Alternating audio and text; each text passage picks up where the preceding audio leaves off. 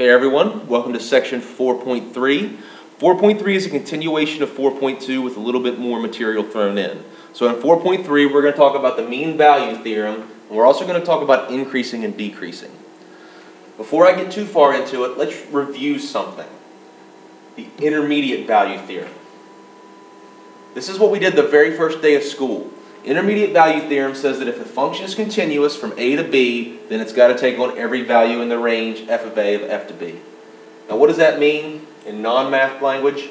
If you're given the point 1, 3 and 7, 9, give me a y value that must be in between those. Well, I know I'm going from a y value of 3 up to a y value of 9. So every y value between 3 and 9 is in there. So y equals 7 is an example of a y value that must be in there. I don't know how to connect these dots, and it doesn't matter. I just know that everywhere between 3 and 9, I have to hit a y value in there. Could I go to y equals 10? Sure I could. My graph might look like that, where it goes outside of those 2 points. But you don't know that for sure. The only thing that you know is that between those 2 points, you have to hit every other point. So between 1, 3 and 7, 9, y values have to hit every y value from 3 to 9. That's the intermediate value theorem. Here's the mean value theorem. Now that looks complicated, but it's really not. Looking at this, f means y, so this is the same thing as y minus y over x minus x. What is y minus y over x minus x? That's slope. But it's slope between 2 points. So it's the average slope. Over here, this is a derivative. Derivative is the same thing as slope. But a derivative is not a slope between 2 points. It's slope at 1 point, or it's the instantaneous slope. What this is saying is that for some point between A and B, the instantaneous slope has to equal the average slope. So the average slope and the instant slope have to be the same somewhere. If it's both continuous and differentiable. Okay? And now that'll come up in a little bit. Graphically, let's look at this graphically. If you have 2 endpoints, A and B, and you draw a line between them, then somewhere in here, your instantaneous slope, your tangent line, has to be the same thing as the slope between those two. At some point, the slopes have to be the same. Graphically, that's what it looks like. But let's talk about realistically. Hold up. If you can think of this as the average rate of change, let's say average velocity, and derivative as the instantaneous velocity. Suppose that you went 352 feet in 8 seconds. So you started out 0 feet in 0 seconds, and in 8 seconds, you're at 352 feet. Between 2 points, then I know that velocity is 352 divided by 8, which is 44 feet per second. Okay? That's the average velocity. It's 44 feet per second. That means at some point in time, you had to be going exactly 44 feet per second. Miss Fout, who used to teach calculus, told a story, or tells a story, that explains this. She was pulled over one time by a cop in Pennsylvania who did not have a radar detector. What he did was he measured how long it took her to go a certain distance, and he found that her average speed was 63 miles an hour. But when she passed him, she was only going 53. Even though she only was going 53 at the moment she passed him, because her average speed was 63, she had to be going faster than 55, which was the speed limit. Okay? Here's what a problem would look like. Consider all values c in the interval such that the slope of the tangent line to the graph of f at c is parallel to the secant lines through the point 0, f of 0 and 1, f of 1. That is ugly. Here's the same question worded differently. Find all the values in the interval such that the instantaneous rate of change is equal to the average rate of change. In other words, I want to prove the mean value theorem. Well, to prove the mean value theorem, I've got to ask two questions first. Is it continuous and is it differentiable? Well, what graph is this? It's a parabola. Are parabolas continuous? Yes. Are they differentiable? Yes. No corners, cusps, or vertical tangents. So let's do this problem. Let's find the average slope first. The average slope is slope between 2 points. Those 2 points are 0 something and 1 something. If you plug in 0, you get -1. If you plug in 1, you get 2. The average slope is 2 minus -1 or 1 minus 0, which is 3. So the average slope, 3. The instantaneous slope. How do you do instantaneous slope? Well, the instantaneous slope is the derivative. F prime equals 2x plus 2. Now let's do the mean value theorem. The mean value theorem says that the instant slope, 2x plus 2, somewhere has to be equal to the average slope, which is 3. Now let's just find that point. 2x is equal to 1, x equals 1/2. Is 1/2 between 0 and 1? Sure is. So I used the mean value theorem to find where the average slope of 3 was equal to the instantaneous slope of 2. If asked to show the mean value theorem is true, the first thing you got to say is that it's continuous and differentiable. Find the average rate of change, which is the slope between the two endpoints. Find the instantaneous rate of change, which is the derivative.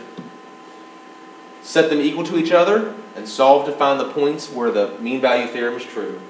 In the last problem I just did, there was only one answer, but there could be more than one answer. Okay?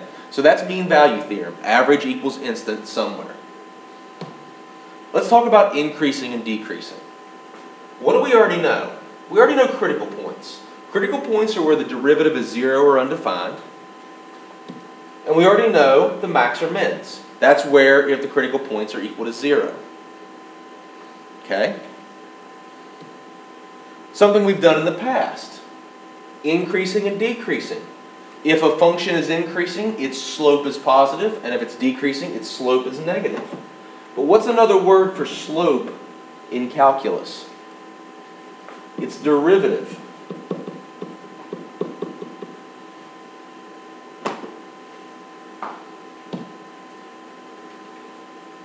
So the increasing and decreasing intervals change at critical points. The derivative is increasing is positive, the derivative in decreasing is negative.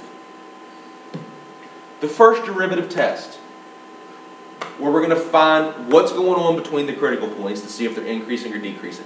We're going to pick a number, we're going to plug it into the derivative.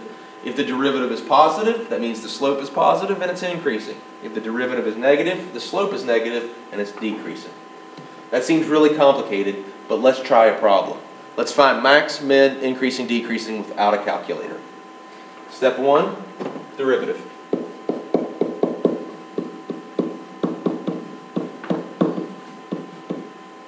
What do I want to set the derivative equal to? 0. Okay, calculus is over. What kind of problem is this? It's quadratic. What do you notice about all three of those things? I can divide everything by 3.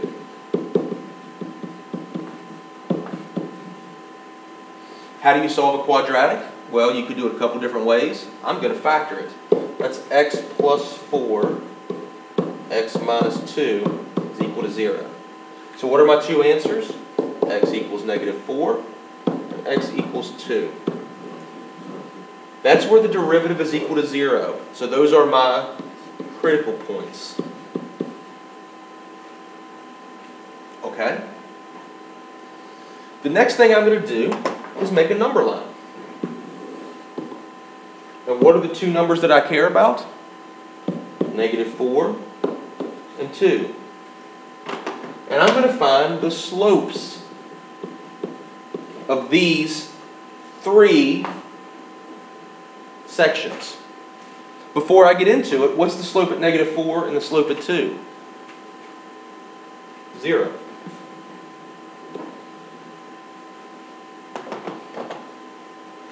Now I'm going to pick points somewhere in between here and figure out what's going on by plugging it into the derivative.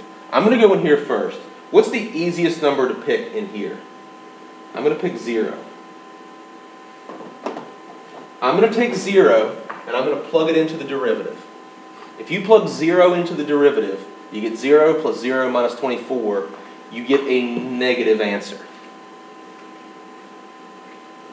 I'm going to pick a point over here. And I'm going to plug it into the original, or into the derivative to see what the slope is.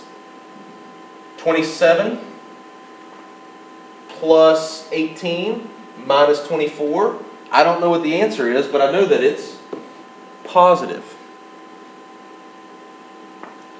What about over here? Let's try -5.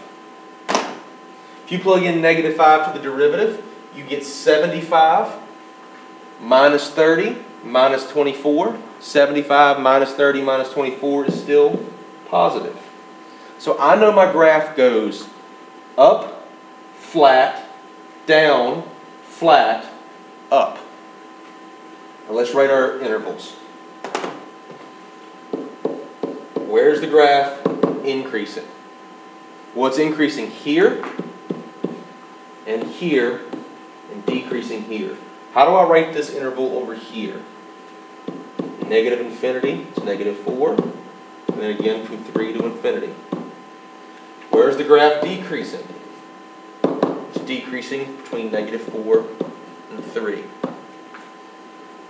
Now let's talk about these points. -4, I'm sorry, I don't know why I put 3, it should be 2. I'm sorry.